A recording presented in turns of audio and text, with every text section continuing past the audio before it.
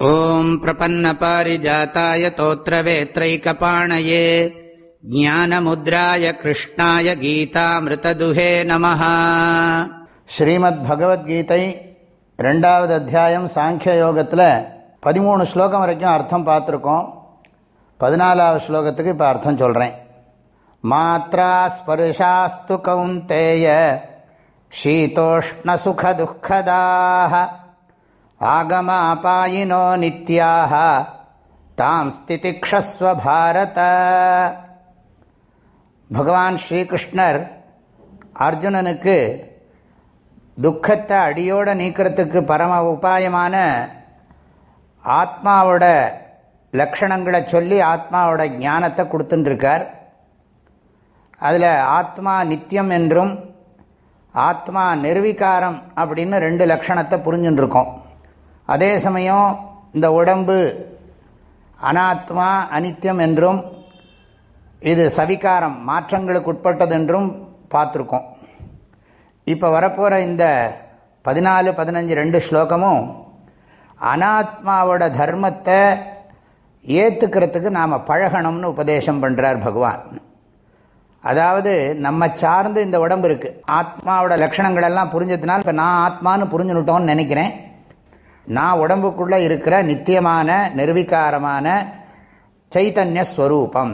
சைத்தன்யம்னா உணர்வுன்னு அர்த்தம். அப்படிப்பட்ட ஸ்வரூபமாக நான் இருக்கேன். ஆனால் இந்த உடம்பு எப்போவுமே உலக வாழ்க்கையில் சம்பந்தப்படுறதுனால, அதுக்கு மனசு இருக்கிறதுனால அதுக்கு அனுபவங்கள்லாம் ஏற்படுறது. அந்த அனுபவங்களை நாம் எப்படி பார்க்கணும், எந்த ஒரு பாவனையோடு பார்க்கணுங்கிறத இந்த ஸ்லோகத்தில் பகவான் சொல்கிறார். மாத்ரா ஸ்பர்ஷாஸ்து கௌந்தேய சீதோஷ்ண சுக துக்கதாகங்கிற வரியை இப்படி படிக்கணும். ஹே கௌந்தேய, குந்தி புத்திரனே அர்ஜுனா, ஸ்பர்ஷாக மாத்ராக, இந்திரிய விஷயங்களோடு சேர்ற இந்திரியங்கள் மனசுக்கு சுக துக்கத்தை கொடுக்கத்தான் செய்யும். சுக துக்கதாக இப்படி படிக்கணும். ஸ்பர்ஷாக மாத்ராக சீதோஷ்ண சுக துக்கதாக. விஷயங்களோடு சேர்ற இந்திரியங்கள் நமக்கு குளிரையும் உஷ்ணத்தையும் கொடுத்து சுகத்தையும் துக்கத்தையும் கொடுக்கும். குளிர் சில சமயம் சுகமாக இருக்கும், சில சமயம் துக்கமாக இருக்கும். உஷ்ணமும் சில சமயம் சுகமாக இருக்கும், துக்கமாக இருக்கும். அதாவது இந்த உலக விஷயங்கள் ஒரு விஷயம் ஒரே சமயத்தில் சுகமாக இருக்காது. இன்னொரு காலத்தில் சுகமாக இருக்கும். ஒரு சமயத்தில் துக்கமாக இருந்தது இன்னொரு காலத்தில் சுகமாக மாறிடும். ஒரு வியவஸ்தை இல்லாமல் இருக்குது. எது சுகம் தரும் எது துக்கம் தரும் அப்படின்னு நம்மால் கரெக்டாக சொல்லிட முடியாது, தெளிவாக சொல்லிட முடியாது. ஒரு பையனுக்கு கஷ்டப்பட்டு மலை ஏறுறதை அவன் சுகமாக நினைக்கிறான். சாதாரணமாக தரையில் நடந்து போகிறதே நிறைய பேருக்கு துக்கமாக இருக்கும் பொழுது ஒரு மலை ஏறுறது சுகமாக நினைக்கிறாங்கிற போது சுகதுக்கத்துக்கு ஒரு நிர்ணயமான ஒரு தன்மையை சொல்ல முடியறதில்லை. பொதுவாக சாஸ்திரத்தில் இப்படி சொல்லப்பட்டிருக்கு, எத் இஷ்டம் தத் சுகம், எது அனிஷ்டம் தத் துக்கம். எது நமக்கு பிடிக்குமோ அது சுகம், எது நமக்கு பிடிக்காதோ அது துக்கம். ஒரு காலத்தில் நமக்கு எது பிடிக்காமல் இருந்ததோ அது இன்னொரு காலத்தில் பிடிக்கிறது. ஆகையினால வெளி விஷயங்களில் சுகம் இருக்குது துக்கம் இருக்குதுன்னு நம்மளால் தெளிவாக சொல்லிட முடியாது. இன்ப துன்பத்துக்கு காரணமான உலக விஷயங்களெல்லாம் இன்ப துன்பத்தை ஏதோ ஒரு கோணத்தில் கொடுக்கும். இப்போ 3 அம்சம் இருக்குது. வெளியில் விஷயங்களும் இருக்குது, நம்ம மனசும் இருக்குது, நம்முடைய பாவனையும் இருக்குது. இதெல்லாம் சேர்ந்து தான் நமக்கு சுகதுக்கம் ஏற்படுறது. ஆனால் இந்த சுகதுக்கங்கிறது யாராலையும் தவிர்க்க முடியாது. அவதார மூர்த்திகளே இந்த சுகதுக்கத்தை அனுபவிக்கிறதாக நாம் புராணங்களில் படிக்கிறோம். இந்த பேர் ஆஃப் ஆப்போசிட்ஸ்ன்னு சொல்கிறோமே, இன்ப துன்பங்கள், லாப நஷ்டம், பிறகு இன்னும் நிறைய சொல்ல போகிறார்.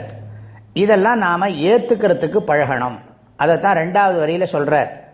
ஆகமா பாயினோ நித்யாக தாம் ஸ்திதிக்ஷஸ்வ பாரத.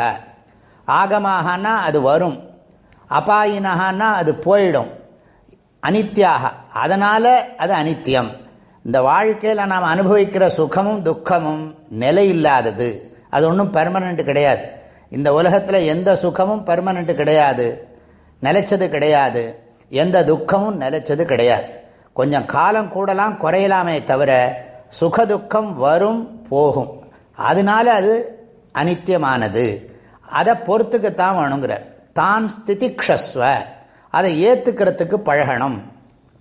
நம்ம பொதுவாக என்ன பண்ணுறோம், துக்கத்தை நீக்கிறதுக்கு ஏதாவது ஒரு உபாயத்தை தேடுறோம், சுகத்தை அடையிறதுக்கும் ஏதாவது உபாயத்தை தேடுறோம்.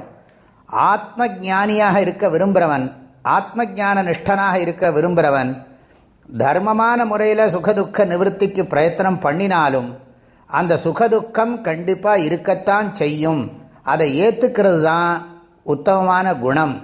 வாழ்க்கையில் நமக்கு எத்தனை புண்ணிய பாபம் இருக்கோ அதுக்கு தகுந்த சுகதுக்கம் இருக்குதுன்னு பல கோணங்களில் பல சாஸ்திரங்களில் படிச்சிருக்கோம். அதெல்லாம் இங்கே புண்ணிய பாபத்தை பற்றி சொல்லாட்டாலும் பகவான் இங்கே என்ன சொல்கிறார், இந்திரியங்கள் இந்திரிய விஷயங்களோட சம்பந்தம் வைக்கிற போது குளிர் தெரியும், சூடு தெரியும், அதே மாதிரி அதனால் சுகதுக்கமும் தெரியத்தான் தெரியும். ஆனால் அது வரும் போகும், அது நிலையில்லாதது. நிலையில்லாததை குறித்து ஏன் கவலைப்படணும்? ஆகையினால் அதை பொறுத்துக்கிறதுக்கு பழகிக்கோ. ஆத்மாவோட கோணத்தில் சுகதுக்கம் கிடையாது, அனாத்மாவோட திருஷ்டியில் சுகதுக்கம் தவிர்க்க முடியாது, அனவாய்டபிள். எனவே அதை பொறுத்துக்கிறதுக்கான சக்தியை வளர்த்துக்கோ. இதுக்கு பேர் திதிக்ஷான்னு பேர்.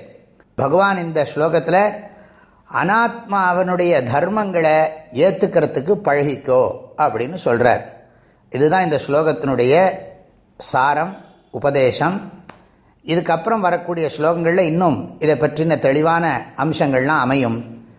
பகவான் ஸ்ரீகிருஷ்ணருடைய இந்த உபதேசத்தை மனசில் வாங்கிண்டு வாழ்க்கையில் நாம் அனுபவிக்கிற இருமைகள், இந்த பெயர் ஆஃப் ஆப்போசிட்ஸ் எல்லாம் எந்த பாவனையோடு நம்ம ஏற்றுக்கணும், அறிவுபூர்வமாக புத்திபூர்வமாக ஏற்றுக்கணும் அப்படிங்கிற ஒரு மனோபாவத்தை வளர்த்துக்கணும்.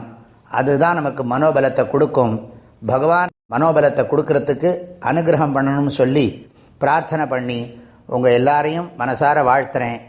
அனைவருக்கும் மனமார்ந்த நல்வாழ்த்துக்கள், பரிபூர்ண ஆசீர்வாதங்கள். ஹரி ஓம்.